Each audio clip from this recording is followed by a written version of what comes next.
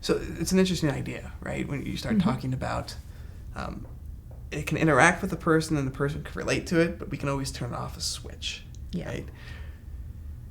When you're dealing with something like that, is there ever a point where you start looking at it from the other perspective of like, wow, this thing actually has feelings and emotions, right? So we've seen videos, I'm sure you've seen them well, of Boston Dynamics' Big Dog, where people have, the engineers have shown kicking this robot, right? And having it scuffle to kind generally, most people right? go, oh, when they see that. Exactly. It encourages that. However, one of the things I've also seen is that people that are more familiar with robots don't have quite that shocked pity feeling. So they've become much more used to what they're seeing, and they'll have a different level of response. And I think it comes back down to saying, don't confuse the snapshot for the whole picture. I've got 5 what I call laws of robotics, because we all love Asimov's laws of robotics, even though they don't work, they're never going to work. And even though I think laws is the wrong terminology to use, I think to be effective, laws kind of come later. What we really want to be talking about is design guidelines, suggestions that can educate and inform people towards better decisions at the earliest possible stages of building robots.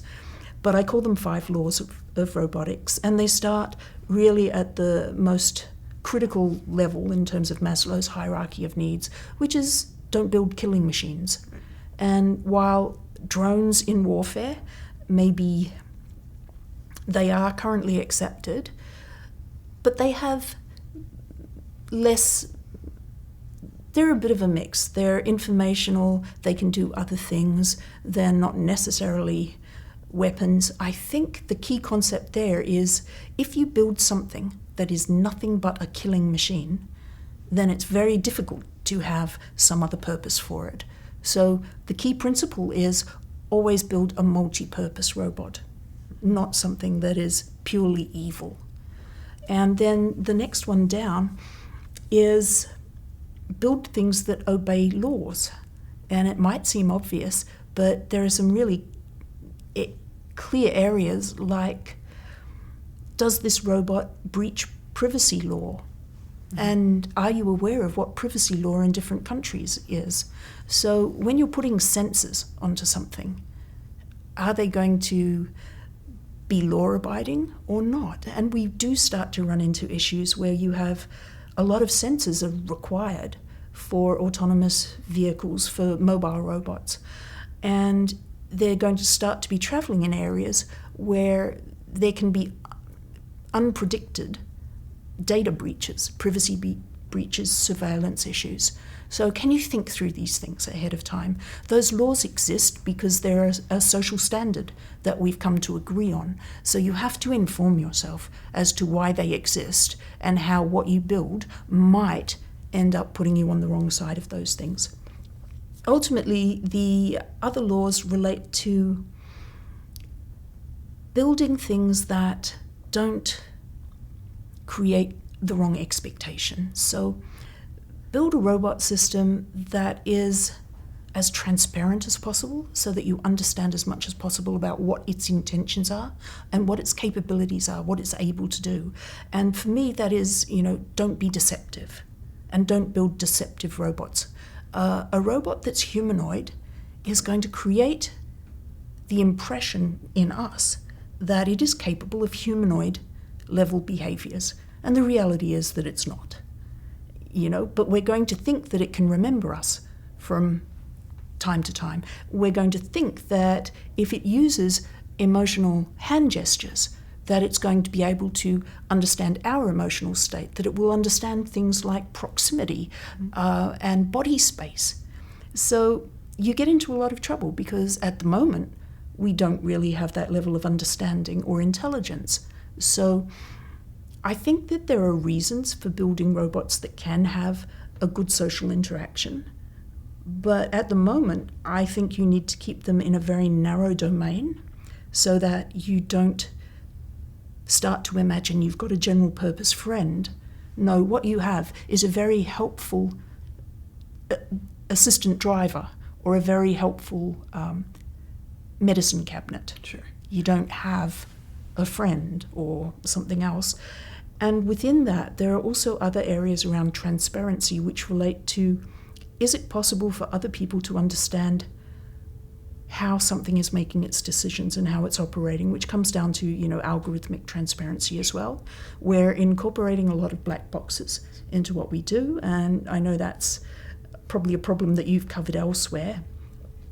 So ultimately from that is avoid black boxes and avoid over-featuring a robot. Don't be humanoid if you don't need to be. Some of the best robots, ones like, say, Mayfield Robotics Keay, it doesn't have a screen.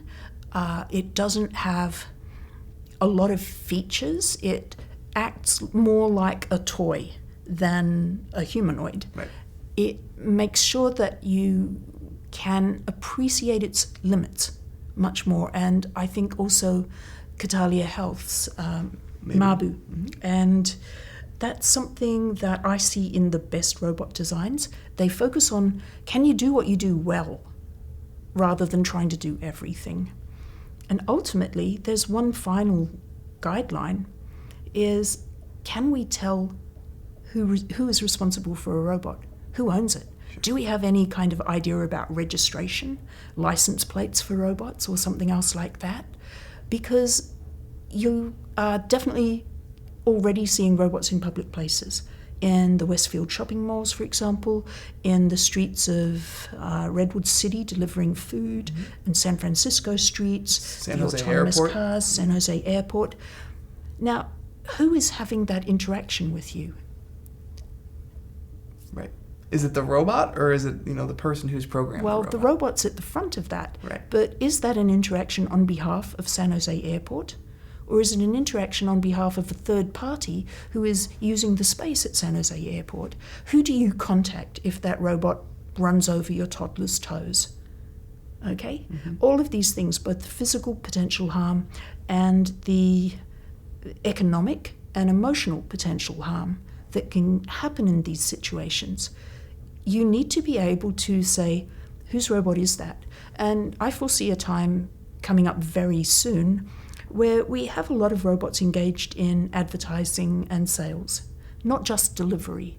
And as such, it's not hard to create something that gives us the illusion of, that can capture our attention, okay? A billboard, even if it's a moving billboard, it's not going to capture our attention anywhere near as much as a humanoid object that can also use some movement and some other visual cues to capture our attention, because ultimately we're still chimpanzees in terms of our responses. There are certain things that will trigger our responses. Then what is the purpose? The robot is probably there to be conducting business of some kind. Mm-hmm. And are you going to be as informed and as in charge of that relationship as you would be if it was a person saying, would you like to have a free sample of this? And would you like to come into the shop and try this on? Or all of those other things that we're used to humans saying and we're used to ignoring. Or we're used to being able to assess who they are, what they're doing, and why they're doing it. So that for me is the last area of real transparency.